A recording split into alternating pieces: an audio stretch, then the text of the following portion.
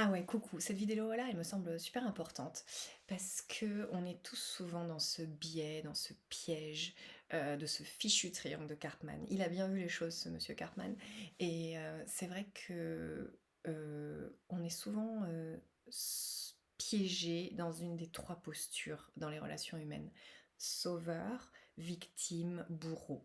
J'aime pas trop les traités de psychologie un peu établi, j'aime bien justement le vivre, l'adapter, le vécu, voilà, pas les choses trop didactiques finalement, trop formelles.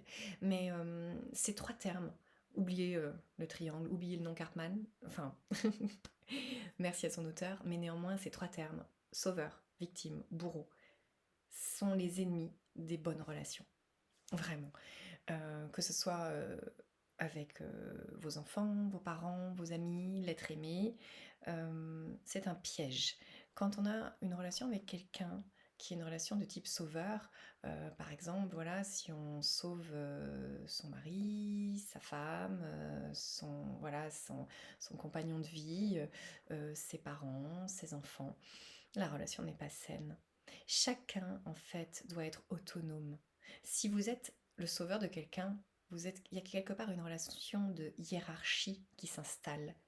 Et on peut bien sûr donner des conseils, on peut, mais on ne doit jamais être comme le siège, je dirais un siège, imaginez suspendu au plafond, au bout d'une corde, vous savez, ces sièges qui oscillent. On ne peut pas être ceci pour quelqu'un qui vient s'asseoir dans le siège, s'avachir et tout laisser tomber. La personne doit rester vraiment actrice de son évolution.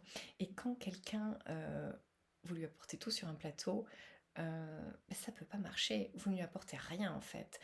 Vous êtes un soutien transitoire, vous vous épuisez, et en face, la personne prend et ça lui apprend en aucune façon à pêcher. Apprenez aux pêcheurs à pêcher. C'est vraiment ça.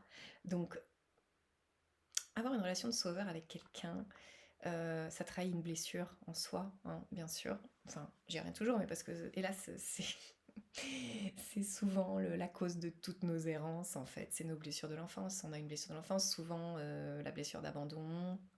Oh, ça peut être aussi la blessure de rejet. C'est souvent celle de l'abandon quand même. Encore une fois, CF Lise Bourbeau, le bouquin de Lise Bourbeau qui décrit les 5 blessures de l'âme, qui est très chouette. Et donc, quand on a cette blessure d'abandon, bah, on a très envie d'être aimé, on se sent en permanence abandonné, ça fait souvent des gens qui sont des dépendants affectifs. Et quand on a cette blessure, on veut tellement être aimé qu'on est prêt à tout et on surdonne, on donne trop, on fait trop. Et très souvent, on a un comportement de sauveur. Voilà. Donc on veut sauver celui qui est en face ou celle qui est en face, on veut sauver nos enfants, on veut sauver nos parents, et on veut surtout entendre de la bouche de tous ceux qui sont autour de nous: waouh, elle est top, il est top, il m'a aidé, elle m'a aidé, il est génial, etc. C'est ma sauveuse sauveur. Voilà, c'est vraiment.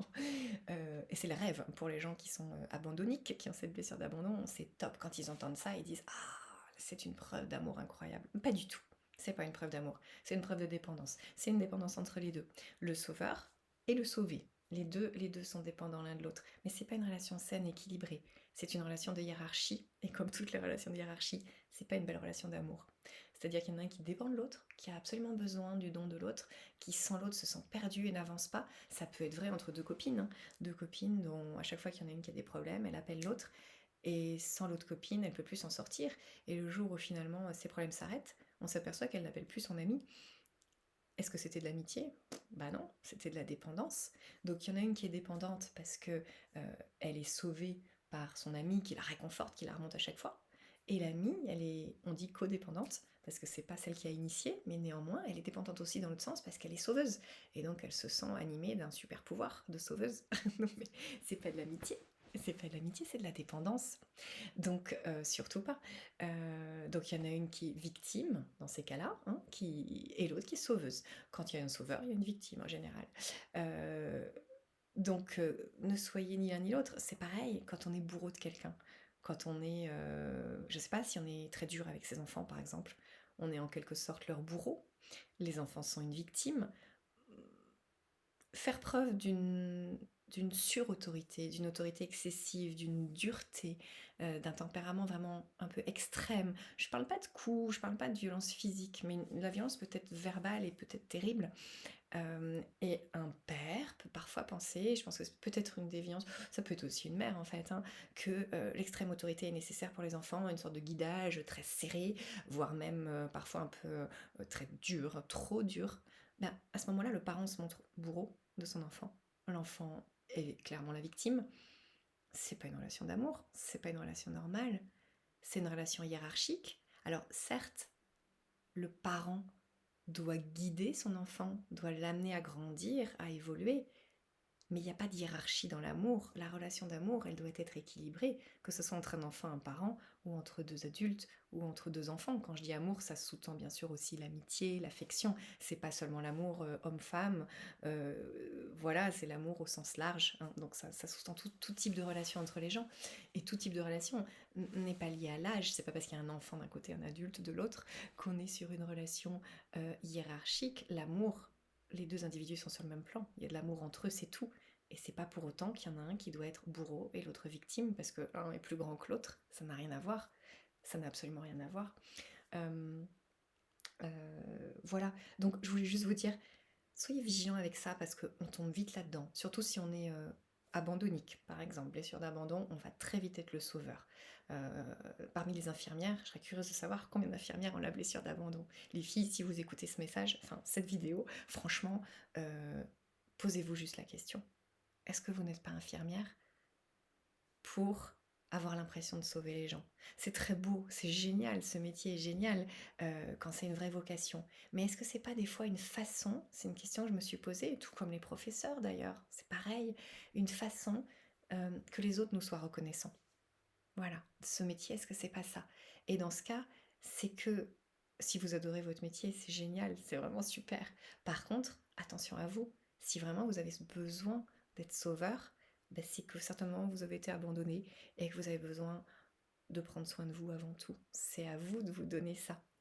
Et souvent par le métier qu'on a choisi, si c'est un métier passion, il y a un peu de ça, il y a un peu de... Vous savez, souvent, on entend des enfants qui ont perdu très jeune, en fait, un parent, qui disent je veux être médecin, alors parfois même dans la spécialité qui correspond à la maladie du parent qui est mort de ça ou qui a été très malade. Et ça crée une vocation, comme on dit chez l'enfant.